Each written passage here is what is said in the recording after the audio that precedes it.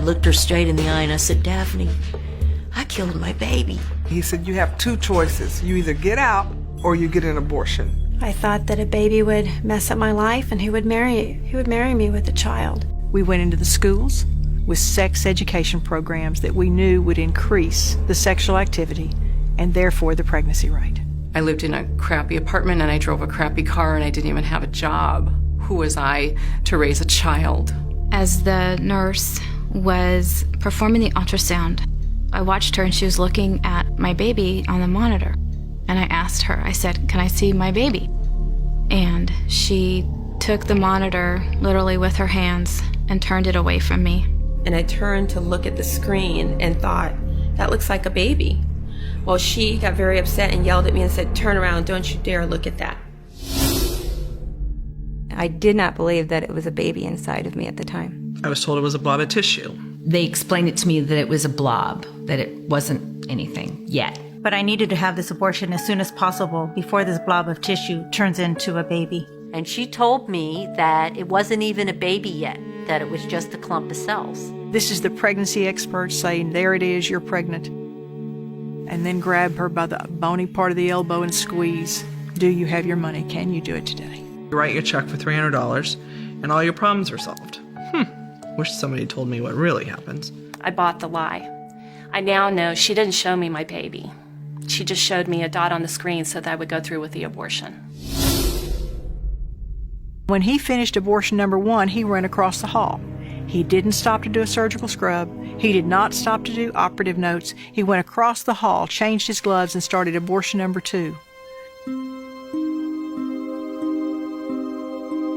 And a very motherly type woman put her arm around me and walked me down the hallway towards the room.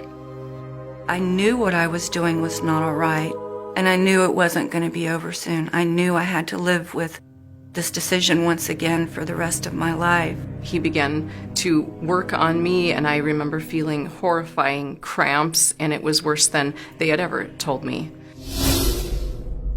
They turned on the vacuum machine and it was a loud, horrible noise. The sound of that vacuum machine, I'll never forget that noise. The awful sound of the vacuum extracting the baby.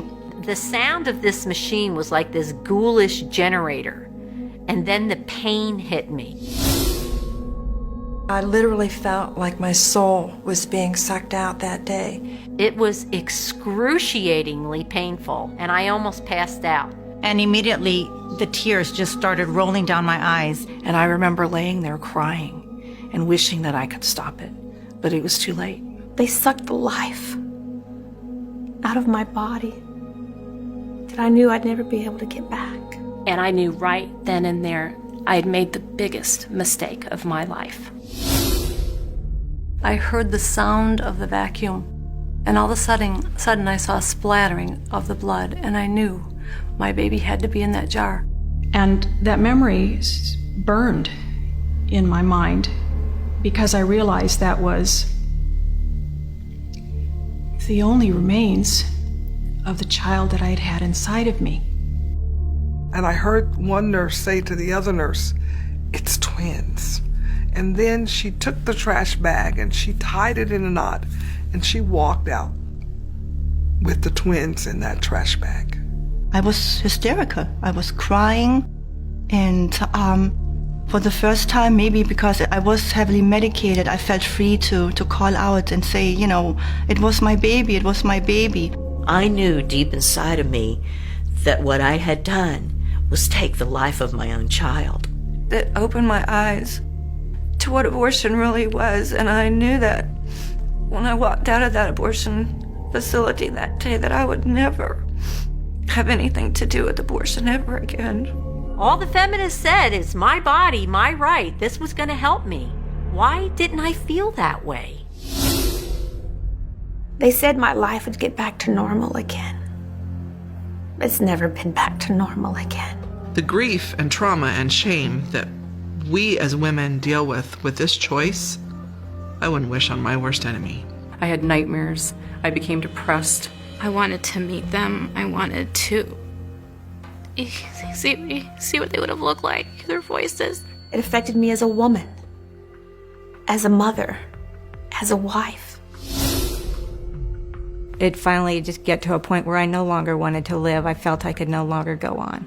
In the middle of the night, she woke up and she was just crying. And I looked in her face and I just saw terror. I began to have suicidal thoughts, and I made a suicide attempt. I turned the gas on in the oven, and thank God a friend came to the door.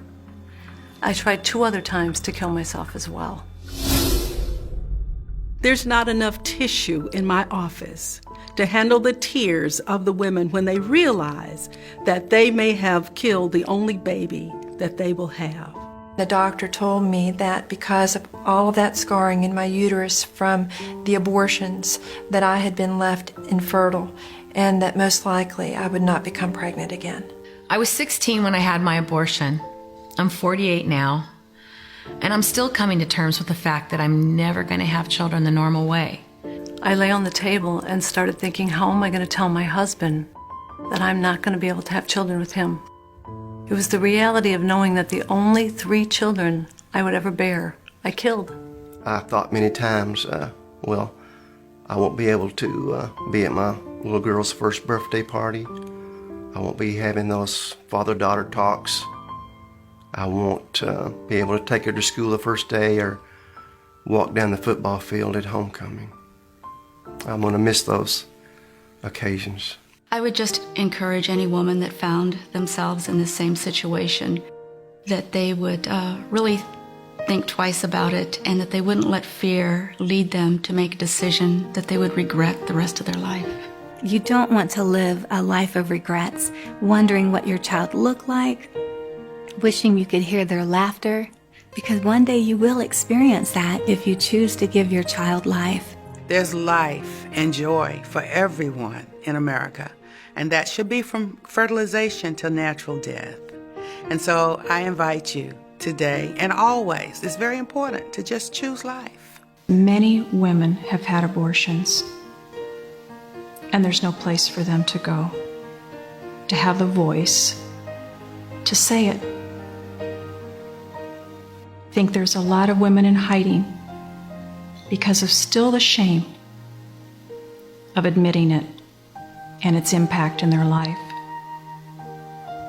So what I would want to say is take courage and do so for yourself and for the memory of that child.